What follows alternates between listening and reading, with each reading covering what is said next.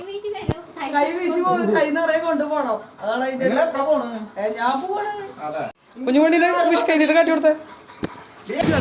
50 രൂപ. ഇതല്ല സീനാ കേട്ടാ. ഹലോ, വിഷുവിൻ്റെ തലേദിവസമാണ് കേട്ടോ ഇത്. അപ്പോൾ അനന്തപുരത്തു നിന്നാണ് തുടങ്ങുന്നത്. അവിടെ 2-3 ദിവസമൊക്കെ നിൽക്കേണ്ടി വന്നിട്ടുണ്ടായിരുന്നു. അപ്പോൾ അങ്ങനെ പോയി തിരിച്ചു വരികയാണ്. അപ്പോൾ വരുമ്പോൾ വേപ്പില ഞാൻ കൊണ്ടുവരാം. കഴിഞ്ഞ പ്രാവശ്യം പോയപ്പോഴേ വേപ്പില ആകെ ഉണങ്ങി നിൽക്കുകയായിരുന്നു. ഇപ്പോൾ ചെന്നപ്പോഴേക്കും അതൊക്കെ പൊടിച്ച് തളിർത്ത് നല്ല അടിപൊളിയായിട്ട് നിൽക്കുന്നുണ്ടായിരുന്നു. അപ്പോൾ അതാ നാത്തും വലിയൊരു കൊമ്പ് വെട്ടുകയാണ്. അപ്പോൾ വെട്ടി കഴിഞ്ഞാൽ പൊടിച്ച് ഉണ്ടാവുമല്ലോ, വലിയ ഇങ്ങനെ കോല് പോലെ മുകളിലേക്ക് പോകാണ്ട്. അപ്പോൾ അതുകൊണ്ട് അങ്ങനെ തന്നെ അങ്ങോട്ട് വെട്ടിയെടുത്തതാണ് കേട്ടോ. അല്ലാണ്ട് എനിക്ക് ഇത്രയ്ക്കധികം വേപ്പിൻ്റെ ഇലയൊന്നും ആവശ്യമില്ല. അപ്പോൾ പിന്നെ വെട്ടിയപ്പോൾ ഞാൻ അത് കൊണ്ടുപോകുന്നതെന്ന് മാത്രം. നമുക്ക് ഉപയോഗിക്കാൻ പറ്റുന്നത് ഉപയോഗിക്കാം, അല്ലാത്തത് ഇപ്പോൾ ചിലപ്പോൾ കേടായി പോവും. പ്ലാസ്റ്റിക് കവറിലിട്ട് വെച്ച് 6 മാസമൊക്കെ ഞാൻ ഉപയോഗിച്ചിട്ടുണ്ട് കേട്ടോ അതിന് മുന്നേ. പിന്നെ ദാ ചക്ക, അങ്ങനെ കണി വയ്ക്കാനുള്ള ചക്കയാണ് കേട്ടോ. അപ്പോൾ ചെറിയ ചക്ക ആദ്യം നോക്കിയപ്പോൾ അത് എന്താ പറയുക, മൂത്തിട്ടില്ല. അപ്പോൾ പഴുത്ത ചക്കയാണല്ലോ കൂടുതൽ നല്ലത്. നന്നായിട്ട് പഴുത്തിട്ട് നല്ല മണം വരുന്നുണ്ടായിരുന്നു കേട്ടോ. പിന്നെ ഇതാ ഒരു ചേട്ടൻ വേറെ വന്നിട്ടുണ്ടായിരുന്നു. അപ്പോൾ ആ ചേട്ടന് ചക്ക കൊടുത്തയച്ചു. അവിടെ അങ്ങനെ ചക്ക അധികം ചിലവാവണില്ലല്ലോ, അപ്പോൾ ആവശ്യക്കാർക്ക് കൊടുക്കുക, അത്ര തന്നെ. പിന്നെ നിറയെ ഇരുമ്പമ്പുളി ഉണ്ടായിരുന്നു. അപ്പം ഞാൻ വിചാരിച്ചു അത് അച്ചാറങ്ങനെ ഇടാലോ. എനിക്ക് ഇരുമ്പമ്പുളി മാങ്ങയേറ്റും ഇഷ്ടമാണ് കേട്ടോ, ഇരുമ്പമ്പുളി എന്ന് പറയുന്നത്. അപ്പം അത് കാരണം പറ്റാവുന്നതൊക്കെ ഞാനതും പൊട്ടിച്ചുകൊണ്ട് പോന്നു. നന്നായിട്ട് നല്ല പാകത്തിന് മൂത്ത് നിൽക്കുകയായിരുന്നു. അപ്പോൾ അത് കാരണം കൊണ്ട് അതുകൊണ്ട് കുറച്ച് കഴിഞ്ഞാൽ അതിന് മൂത്ത് പോവും. നമ്മുടെ ഇവിടെ ഇത്തിരിശി ഉണ്ടായിട്ടുണ്ട്, എന്നാൽ ഇത്രയ്ക്കൊന്നും ഉണ്ടായിട്ടില്ല. കൈ വീശി പോകും, കൈ നിറയെ കൊണ്ടുപോകണം. അതാണ് അതിന്റെ. ഞാൻ പോവാണ്.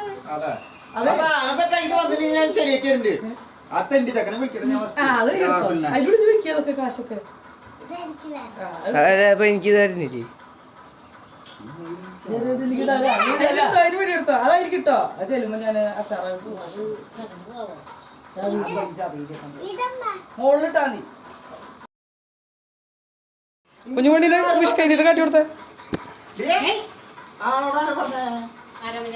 അങ്ങനെ എല്ലാതാക്കി ഞങ്ങൾ പോരുകയാണ് കേട്ടോ. രാവിലെ തന്നെ പോരാന്ന് വെച്ചിട്ട് നിന്നതാണ്.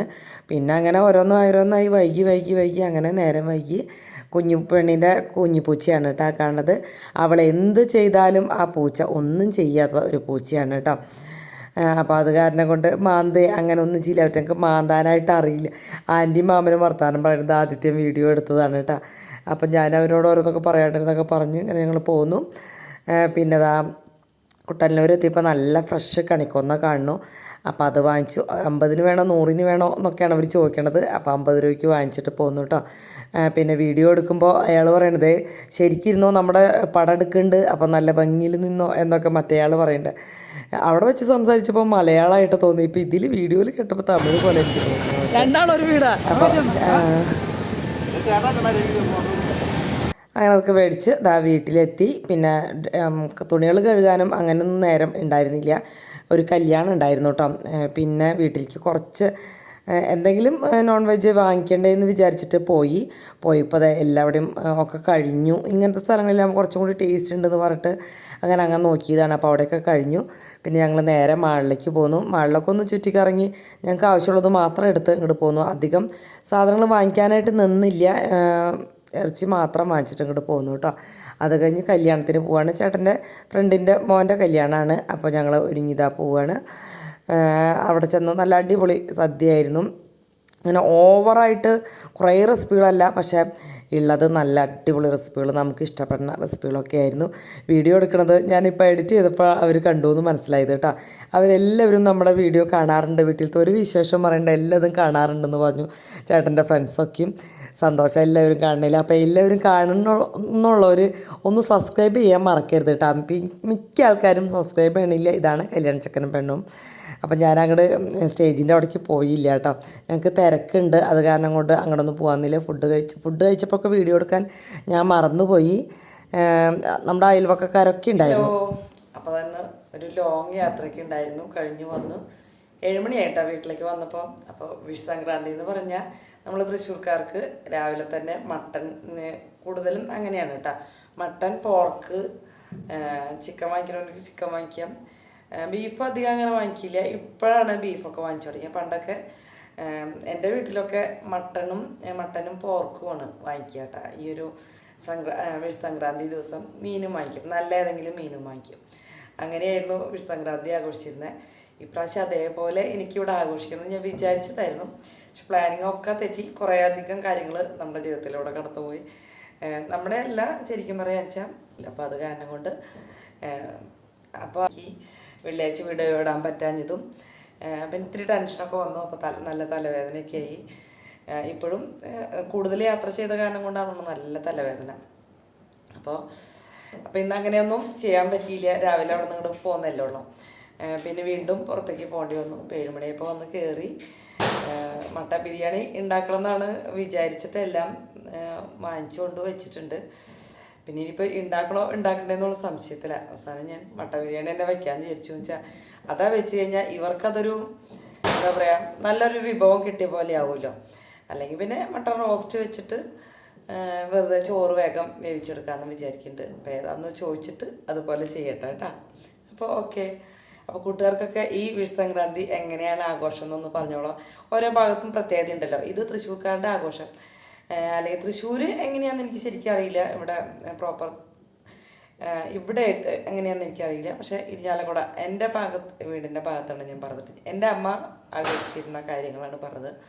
പോർക്കും മട്ടനും വെച്ചിട്ടാണ് കൂടുതലും വിഷു സംക്രാന്തി ആഘോഷിക്കുക. മീനും ഉണ്ടായിരിക്കും കേട്ടോ. അങ്ങനെ അടിച്ചു പൊളിക്കാറുണ്ട് പതിവ്. അങ്ങനെ പണ്ടൊക്കെ ഇങ്ങനെ പങ്കിന് വെട്ടുക അങ്ങനെയൊക്കെ ഉണ്ടായിരുന്നു. മട്ടൻ ആടിനൊക്കെ അങ്ങനെയായിരുന്നു. ഇപ്പം പിന്നെ നമുക്കിപ്പോൾ അങ്ങനെ വെട്ടേണ്ട ആവശ്യമൊന്നുമില്ല, മുൻകൂട്ടി പറയേണ്ട ആവശ്യമില്ല. നമുക്ക് എവിടെയും കിട്ടിയില്ലെങ്കിൽ സൂപ്പർ മാർക്കറ്റിൽ പോയ സംഭവം കിട്ടി. സൗണ്ട് മാറിയിട്ടുണ്ട് അല്ലേ? നല്ല തലവേദനയാണ് കേട്ടോ. അതിൻ്റെ അവസ്ഥയാണ്. എല്ലാവർക്കും വിഷു എങ്ങനെ ഉണ്ടായിരുന്നു, ഓരോ ഭാഗത്ത് വിഷു ആഘോഷങ്ങളൊക്കെ എങ്ങനെയാണെന്നൊക്കെ ഒന്ന് കമൻറ്റ് ചെയ്യുക. മറ്റുള്ളവർക്ക് അതൊക്കെ ഒന്ന് അറിയാമല്ലോ. എന്നിട്ട് ആ സ്ഥലത്തിൻ്റെ പേര് കൂടി ഒന്ന് അടയാളപ്പെടുത്താം കേട്ടോ. അപ്പോൾ ഓക്കെ, നമുക്ക് മട്ടൻ വയ്ക്കാം. മുഖം വല്ലാണ്ടിരിക്കണ്. കാലത്ത് പോയ മുഖമൊന്നും അല്ല ഇപ്പോൾ. എന്തായാലും വേഗം ഇത് വെച്ചിട്ട് ഞാൻ വേഗം കുളിച്ച് കിടക്കാം. പണികളൊക്കെ ഇഷ്ടം പോലെയുണ്ട്. തുണികൾ കഴുകാനും അങ്ങനെ കുറേ പണികളുണ്ട് കേട്ടോ. പക്ഷേ ഒക്കെ ചെയ്തിട്ട് ഒന്ന് കിടക്കുള്ളൂ എന്നാണ് ഒരു തീരുമാനമായിരുന്നത്. നടക്കില്ല. അപ്പോൾ എന്തായാലും മട്ടൻ വയ്ക്കാണ്ട് പറ്റില്ലല്ലോ. അവിടെ ഒരാൾ കൊതിയോടെ ഇരിക്കേണ്ട. ഇവർക്ക് മട്ടൻ ഭയങ്കര ഇഷ്ടമാണ്. അതിന് ശ്രീകുട്ടന് മട്ടൻ ഭയങ്കര ഇഷ്ടമാണ്. അതിൻ്റെ കാരണം എന്ന് വെച്ചാൽ മാമനോട് ചെന്ന് നിൽക്കുമ്പോഴുണ്ടല്ലോ, അമ്മാമ്മ എപ്പോഴും കൂടുതലും മട്ടൻ വാങ്ങിച്ചു കൊടുക്കാറുണ്ട്. അങ്ങനെയാണ് അവർക്ക് അതിനോട് ഇഷ്ടം വന്നത് കേട്ടോ. അപ്പോൾ ഓക്കെ, നമുക്ക് എന്തായാലും ഒന്ന് വയ്ക്കാം. അപ്പോൾ എന്താണ് കാരണം എന്നുള്ളത് ഞാൻ വ്യക്തമായിട്ട് പറയുന്നത്, നമ്മുടെ ജീവിതത്തിലുണ്ടായിരുന്ന എല്ലാ കാര്യങ്ങളും നമുക്ക് യൂട്യൂബിൽ കൂടെ പറയാൻ പറ്റില്ല. അത് സോഷ്യൽ മീഡിയ അല്ലേ, നമുക്കത് പറ്റില്ലല്ലോ. അപ്പോൾ പറ്റാവുന്ന കാര്യങ്ങളാണ് ഞാൻ പറയുന്നത്, പറ്റാത്ത കാര്യങ്ങൾ പറയില്ല കേട്ടോ. അപ്പോൾ അങ്ങനെ ഒരു വ്യൂസ് കിട്ടുന്നത് എനിക്ക് അത്ര ഇൻട്രസ്റ്റ് ഉള്ള കാര്യമല്ല. നമുക്ക് സാധാരണ കാര്യങ്ങളൊക്കെ ഇട്ടിട്ടുള്ള വ്യൂസ് മതി എന്നാണ് എൻ്റെ ഒരു അഭിപ്രായം.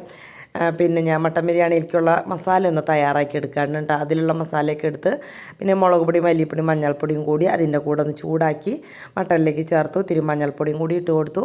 പിന്നെ ഇഞ്ചി, വെളുത്തുള്ളി, പച്ചമുളക് ഇത് ഒന്ന് ക്രഷ് ചെയ്ത് അതിലേക്കിട്ടു. കുറച്ച് ഉപ്പും കൂടി ഇട്ട് കൊടുത്തു.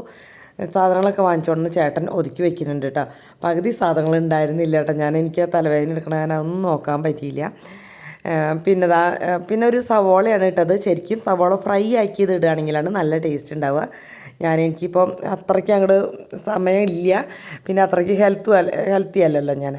പിന്നെ കുറച്ച് പുതിനയിലയും മല്ലിയിലയും കൂടി ഇട്ട് കൊടുക്കുക. അപ്പോഴാണ് ബിരിയാണിയുടേതായ ഒരു ടേസ്റ്റ് വരിക. എല്ലാതും കൂടി ഒന്ന് മിക്സ് ചെയ്ത് കൊടുത്തു.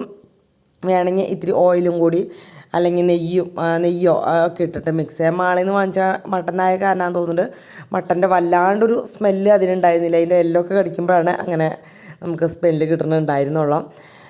പിന്നെ ഞാനത് ആദ്യം മൂടി വയ്ക്കാന്ന് വെച്ചാൽ പിന്നെ ചോദിച്ചാൽ കുറച്ചും കൂടി സാധനങ്ങൾ ഇടണം. പിന്നെ കറിവേപ്പിലിട്ടു, കുറച്ച് തക്കാളി, തൈരുണ്ടല്ലോ, നല്ല കട്ട തൈരാണ് ഉപയോഗിക്കേണ്ടത്. പക്ഷേ എൻ്റെ കട്ട തൈര് ഉണ്ടാവാത്ത കാരണം കൊണ്ട് ഞാൻ സാധാരണ തൈര് എടുത്ത് കുറച്ചും കൊണ്ട് ഒഴിച്ച് മിക്സ് ചെയ്ത് അങ്ങനെ മൂടി വെച്ച് 2-3 വിസിൽ. മട്ടനൊന്നും അത്ര വേവില്ലല്ലോ, പിന്നെ ഭയങ്കരമായിട്ട് മൂത്തതൊക്കെ ഉണ്ടാവും. പിന്നെ ഞാൻ ബിരിയാണി അരി കഴുകി അതിൽ മസാലകളൊക്കെ ഇട്ട് കൊടുത്ത് നാരങ്ങ, നെയ്യും ഉപ്പും ഒക്കെ ഇട്ട് കൊടുത്തിട്ട് വെള്ളം കെറ്റിയിൽ തിളപ്പിച്ചിട്ട് അതിലൊഴിച്ച് ലോ ഫ്ലെയിമിലിട്ട് അവിടെ മൂടി വെച്ചു കേട്ടോ. പെട്ടെന്ന് തന്നെ ആയി. തിളച്ച് വെള്ളം ഒഴിച്ചതല്ലേ, അപ്പോൾ വെള്ളം തിളയ്ക്കാനുള്ള ടൈമൊന്നും അതിന് വേണ്ടി വന്നില്ലല്ലോ. പിന്നെ ഞാൻ മട്ടൻ എയറൊക്കെ കളഞ്ഞെടുത്തിട്ടുണ്ട്. ശരിക്കും പറയാന്ന് വെച്ചാൽ ഇങ്ങനെ ഒന്ന് റോസ്റ്റ് ചെയ്തിട്ട് വീണ്ടും ഒരു ഇത്തിരി വെള്ളം ഒഴിച്ച് ലൂസാക്കിയിട്ട് അരി ഇടുകയെന്ന് വെച്ചാൽ കുറച്ചും കൂടി ഒരു ടേസ്റ്റ് ഉണ്ടാവും കേട്ടോ. ഇതിന് ടേസ്റ്റ് ഇല്ല എന്നല്ല, അപ്പോഴാകുമ്പോൾ ആ റോസ്റ്റ് ചെയ്തതിൻ്റെ ഒരു ടേസ്റ്റ് ഉണ്ടാവുമല്ലോ. പിന്നെ അതിലേക്ക് നമ്മൾ സവോള ഫ്രൈ ചെയ്ത് വെച്ചായിരുന്നു, അണ്ടിപ്പരിപ്പും മുന്തിരിയും പിന്നെ മല്ലിയിലയും പുതിനയിലയും നെയ്യ് അതൊക്കെ ഇട്ട് കൊടുക്കുക. പിന്നെ മഞ്ഞ കളറൊക്കെ ഒഴിക്കണമെങ്കിൽ ഒഴിക്കാം. പിന്നെ നമ്മുടെ കറിയിൽ നിന്ന് കളർ വരുമല്ലോ, അത് ആവശ്യമുള്ളൂ. അപ്പോൾ ദമ്മിട്ടു ഒരു 10 മിനിറ്റ്. അത് കഴിഞ്ഞ് തുറന്നു. നല്ല അടിപൊളി ടേസ്റ്റായിരുന്നു. സിമ്പിളല്ലേ ഇത് ഉണ്ടാക്കാനായിട്ട്, നല്ല ടേസ്റ്റും ആയിരുന്നു കേട്ടോ. പിന്നെ അങ്ങനെ തന്നെ ഞാൻ ഈ ബേസനിലേക്ക് തട്ടി എടുത്തു, ഒന്ന് മിക്സ് ചെയ്ത് കൊടുത്തു കേട്ടോ. ഓവറായിട്ട് മിക്സ് ചെയ്തില്ല, എന്നാലും അത്യാവശ്യം ഒന്ന് മിക്സ് ചെയ്തു. ദം ബിരിയാണി എന്താ വെച്ചാൽ ദം ബിരിയാണി ആക്കായിരുന്നു നല്ലത്. റോസ്റ്റ് ചെയ്തിട്ടുണ്ടെങ്കിൽ ശ്രീകുട്ടൻ വരുന്നുണ്ടെന്ന് വിളിച്ച് പറഞ്ഞിരുന്നു. അപ്പോൾ പിന്നെ അവനും കൂടി കഴിക്കാമല്ലോ വെച്ചിട്ടാണ് ഞാൻ പിന്നെ ബിരിയാണി തന്നെ ആക്കിയത് കേട്ടോ. അല്ലെങ്കിൽ പിന്നെ ഇത് മാത്രം റോസ്റ്റ് ചെയ്ത് റേഷനരി അങ്ങനെ ചോറ് വയ്ക്കാം എന്നായിരുന്നു വിചാരിച്ചത്. പക്ഷെ വേണ്ടാന്ന് വെച്ചു. പിന്നെ ഞാൻ ആദ്യത്തിനും ചേട്ടനും കൂടി ഇരുന്ന് ഫുഡൊക്കെ കഴിച്ചു. ശ്രീകുട്ടൻ 1 മണി 2 മണി അങ്ങോട്ടായിട്ടാണ് രാത്രി വന്നപ്പോൾ. എനിക്ക് നല്ല തലവേദനയായ കാരണം അവനോട് എന്നെ വിളിക്കണ്ടെന്നൊക്കെ പറഞ്ഞിട്ടുണ്ടായിരുന്നു. അവൻ ഫുഡ് കഴിച്ച് തന്നെ കിടന്നുറങ്ങി. പിന്നെ കണി നമ്മൾ രാവിലെ എഴുന്നേറ്റ് കുളിച്ചിട്ടല്ല ഒരുക്കുക, തലേദിവസം തന്നെ എല്ലാം ഒരുക്കി വയ്ക്കും കേട്ടോ. ഫുഡൊക്കെ കഴിഞ്ഞ് ഞാൻ പോയി കുളിച്ച് വന്ന് പിന്നെ ഉരുളിയിൽ ഞാൻ പട്ട് വിരിക്കാൻ ഞാനൊരു വെള്ളമുണ്ടാണ് വിരിച്ചത്. പിന്നെ അതിൻ്റെ അടിയിൽ നെല്ലും അരിയൊക്കെ അതിൻ്റെ അടിയിൽ ഇടണമെങ്കിൽ ഇടാം, ഞാൻ അതിലിട്ടിട്ടുണ്ടായിരുന്നില്ല കേട്ടോ. ആദ്യം ഉരുളിയിൽ അതാണ് ശരിക്കും ഇടേണ്ടത്. പിന്നെ നിയമങ്ങളൊക്കെ കുറേ ഉണ്ട്. പക്ഷേ നമുക്ക് കണി വയ്ക്കാനായിട്ട് കുറച്ച് പച്ചരിയും നാളികേരവും കണിവെള്ളരിയും കണിക്കൊന്നയും കൃഷ്ണവിഗ്രഹം ഉണ്ടെങ്കിൽ തന്നെ കണിയായി. പിന്നെ നമ്മുടെ കഴിവിനനുസരിച്ച് നമ്മൾ എന്തൊക്കെ വയ്ക്കാൻ പറ്റും അതൊക്കെ വയ്ക്കുക. എന്തോരം വെച്ചാൽ അത്രയും സമൃദ്ധി ഉണ്ടാവും എന്നാണ് പറയുക. പക്ഷേ നമ്മളെ കൊണ്ട് സാധിക്കാവുന്ന ചെയ്ത് കണി വയ്ക്കുക കേട്ടോ. ഗുരുവായൂരപ്പന് വിളക്ക് വെച്ച് തൊഴുതാലും അത് കണി തന്നെയാണ്. അപ്പോൾ അതൊക്കെ നമ്മുടെ മനസ്സിൻ്റെ പ്രത്യേകതകളാണ് കേട്ടോ, അങ്ങനെ എന്തൊക്കെ വേണം എന്നുള്ളത്. അപ്പം ഞാൻ വിചാരിക്കുന്നത് ഇത്രയേ ഉള്ളൂ. ഗുരുവായൂരപ്പനൊന്ന് വിളക്ക് കത്തിച്ചിട്ട് തൊഴുതാലും നമുക്കത് കണിയാണ്. എന്നെ സംബന്ധിച്ച് എനിക്ക് ഗുരുവായൂരപ്പനെ കാണുക എന്നുള്ളതാണ് ഭയങ്കര സന്തോഷമുള്ള ഒരു കാര്യം. അപ്പോൾ അങ്ങനെ തിരിയും എണ്ണയൊക്കെ ഒഴിച്ച് വെച്ചു. അതേപോലെ ചന്ദനത്തിരി കത്തിച്ച് വയ്ക്കാനുള്ളതൊക്കെ തയ്യാറാക്കി വെച്ചു. ഈ രാവിലെ എഴുന്നേൽക്കുക, തിരി കത്തിച്ച് കണി കാണുക. പിന്നെ അടുത്ത വിശേഷമായിട്ട് അടുത്ത ദിവസം വരാം.